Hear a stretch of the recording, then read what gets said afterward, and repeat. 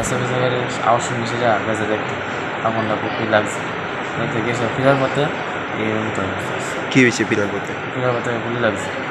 কে করছে গুলিটা? হচ্ছে কী করবো অন্ধকার রাস্তা রাস্তা অন্ধকার রাস্তা কয়টা গুলি করছে? কত গুলি করছে আমার কথা পারি না একটা গুলি খুব সম্ভাবনা বেশি। তা তোমরা কিভাবে বুঝছো? আমরা বলছি ওই যারা রাস্তা রাস্তা সবাই দেখতে পাচ্ছে আপনি করছেন গিয়ে কি অবস্থা পাইছো তাদের? কী অবস্থা তারা পাইছেন তারা ধীরে ধীরে এসেছে কে আনছে? রাকেশ ঘোষ।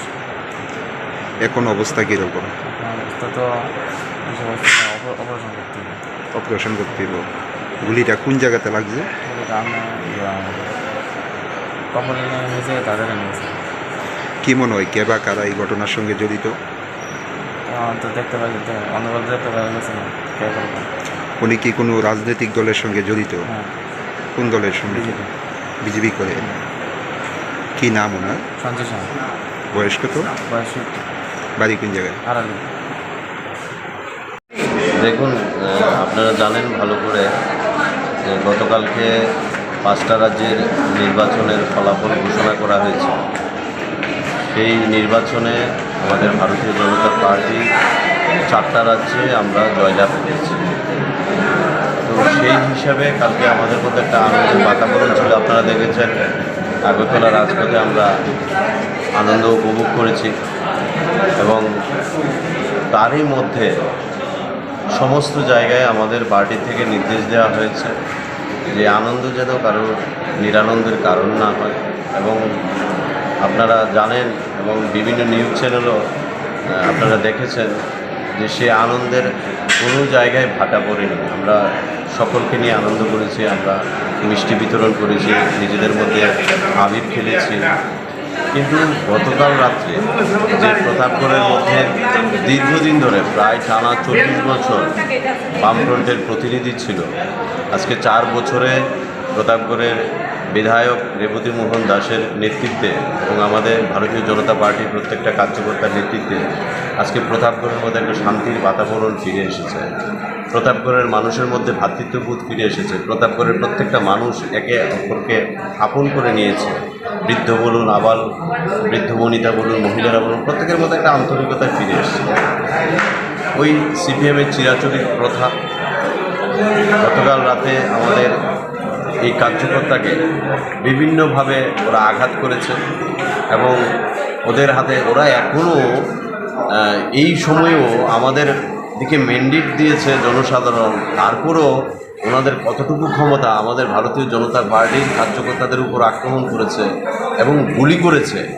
এটা যে কত বড় মানে মানে কি বলবো। কালকে যদি আমাদের ভারতীয় জনতা পার্টির কার্যকর্তা, এখানে কিশোর রয়েছে, আমাদের ন্যাশনাল কমিটির যুব মোর্চার পদাধিকারী রয়েছে, সেখানে যদি আমাদের ভারতীয় জনতা পার্টির কার্যকর্তারা যদি আমাদের কার্যকর্তাদের যদি রুখার চেষ্টা না করতো, কালকে প্রতাপগড়ের মধ্যে একটা বিশৃঙ্খল পরিবেশ সৃষ্টি হতো।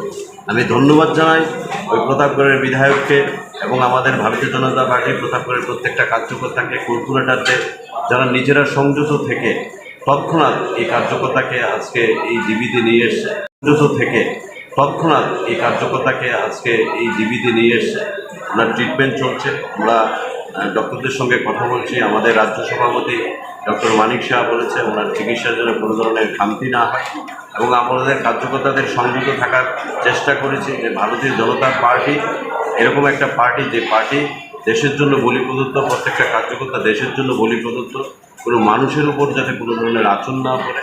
এবং আমরা দাবি করব এই সমস্ত যারা নরক পিচাস, আমি নরক পিচাস শব্দটা এই ধরনের ইউজ করছি এই কারণে, কারণ যারা মানুষের উপর অত্যাচার করেছে, মানুষের উপর দীর্ঘদিন অত্যাচার করেছে, মানুষকে মারার জন্য যারা তৎপর হয়ে থাকে, তাদের বিরুদ্ধে আমাদের লড়াই থাকবে এবং যে দোষী তার কঠোর থেকে কঠোরতর শাস্তি হবে, এটুকু আমরা অ্যাপিল করি। এবং আপনারা যারা মিডিয়া আছেন, আপনাদের কাছে অ্যাপিল করব এই সমস্ত দুষ্টচক্রদের, ত্রিপুরা রাজ্য থেকে এই সমস্ত দুষ্টচক্রদের যে একটা চক্রাকারে যে একটা বেড়াজাল চলছে, সেই বেড়াজালটাকে ভেঙে দেওয়ার জন্য আপনাদেরও আমরা সহযোগিতা চাই।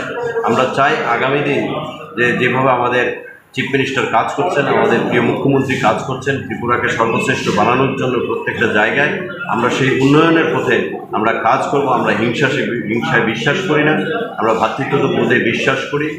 এই মেসেজটাই আমরা দিতে চাই। কিন্তু যেই কাজটা করেছে তার কিন্তু আমরা কঠোর থেকে কঠোরতর শাস্তি আমরা কি মনে হয় কে বা কারা এই ঘটনার সঙ্গে জড়িত? সিপিএমের হারমাস্টার যারা প্রতাপগড়কে একদিন কুলুষিত করেছিল, যে প্রতাপগড়ের অস্ত্রের বিনিময়ে যারা ক্ষমতায় টিকেছিল দীর্ঘ 40 বছর, ওরাই করেছে। কয়টা গুলি করা হয়েছে ওনাকে?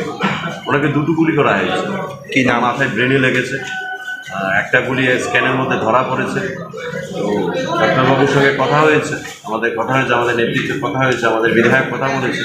আমরা অতি সত্বর ওনাকে অস্ত্রোপচার করার জন্য আমরা বিভিন্ন আমাদের নেতৃত্ব যারা আছে তাদের সঙ্গে কথা বলেছি, ডক্টরদের সঙ্গে কথা বলেছি, ইমিডিয়েট যাতে ওনাকে অস্ত্রোপচার করা হয়।